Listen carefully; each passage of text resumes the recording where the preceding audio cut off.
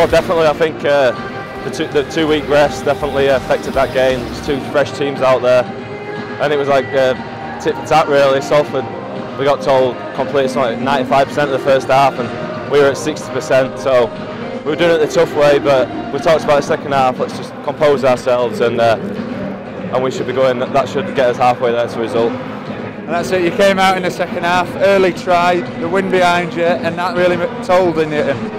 Definitely, we came out really composed, like I said, and we just really worked on like today. We knew they were going to compete well. They've got a great kicking game, so we knew we had to match that, complete our sets, and get a kicking game. And we really worked on getting a kick chase and being really honest this week. It's something that's going to tie us in good stead later on in the year.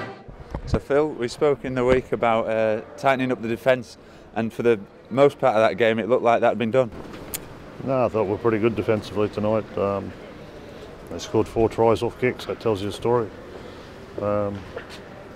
Just disappointed that we spoke all week that we couldn't have a play off, and we just seemed to be content that tackling for 5 tackles and letting them kick that we could have a minute off. It's a hard enough job taking a high ball in normal conditions with people running through on you, and the windy conditions that were here tonight. They can be impossible when you've got people running through and the wind blowing it back. Some of the guys in there need to have a look at themselves because they gave no protection to our catches. So, 4 tries off kicks tells you how good our defence was. I think we defended really well for 1 to 5 tackles, but it was just that last tackle. I think they scored a few tries in that last tackle, which you can't really do. You've got to defend for all 6 tackles. 4 tries from kicks for Saints, and with that wind above, that was really made the difference in the second half. Yeah, it's a bit of a swirling wind out there. You're never too sure where the ball's going to go, and it's pretty hard to guess when the wind's like that. But I think we just didn't get numbers round the ball on kicks, so it just paid off. Well, it didn't pay off, should I say, and they scored a few tries from kicks. Salford backline's been winning a lot of plaudits this year. In the first half, you guys showed that again. Yeah, it was pretty good. Longy tries to keep us on our toes back 5 and tries to make us have a big game all the time. So we tried to do it in the first half, but in the second half, when we didn't get too much ball, it was a bit difficult. That Salford have been in pretty good form recently, up until losing the game in the last 8-9 minutes against Castleford. I think they've won 4 or 5 of the last 6, so we expected that, and coming up against 2 old Saints boys in Phil and Sean, we probably knew that there'd be a little bit more to the game than previous. And did you have strong words at half time going in? Certainly Saints came out in a different mode. Strong, probably you could describe them as strong. We're just pointing out a few obviouses that we needed to do, and just trying to steer us back into the direction that we've been playing in recent weeks. And I thought second half we scored 28 unanswered points, or was it? Yeah. So it's a good second half performance. And that wind really picked up in the second half. Phil Veivers pointed out that 4 tries from kicks. Was that a ploy? Was that a plan before? Yeah, it was a plan before the game, and a bloke's wig blew off in front of us, so it really was strong today. And what do you do when the conditions are like that? You play them, and I thought second half we played them real well.